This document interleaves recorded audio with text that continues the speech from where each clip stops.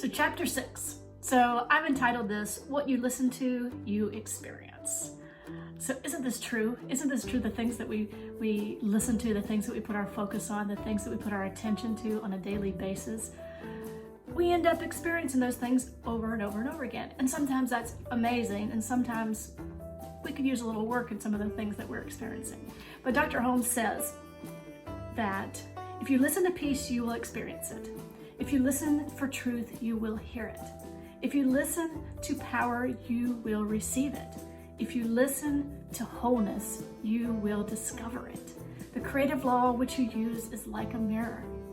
The thought you hold up before it is like an image. The mirror reflects the image you hold before it. So this is a really amazing understanding that we really do have the power. And sometimes we don't necessarily feel that way, and sometimes we don't necessarily act that way or believe that.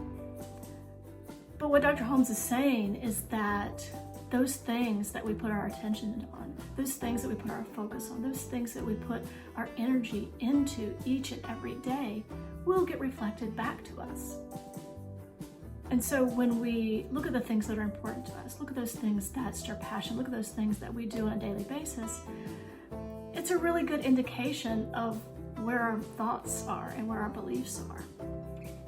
And so it really is coming to an awareness of how do I want to show up? What do I want to experience in this life? How do I want to move about the world? And then turn our attention to those things, to the things that are going to solidify that in our experience.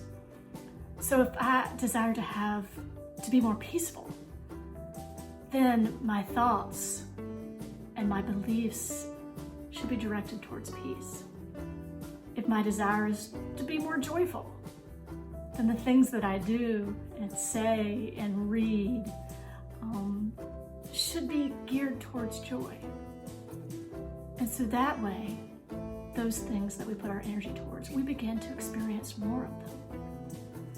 So when we make a decision, we make an intention to show up as peace, show up as joy, show up as love, and then take those intentional steps each and every day to decide joy, to decide peace, to decide love. And the amazing thing is, we will begin to experience love in new and powerful ways. We'll be able to experience this pervasive peace, and we will be able to experience this vital nature of joy. And it's in that we'll truly be able to be active participants in this thing called life.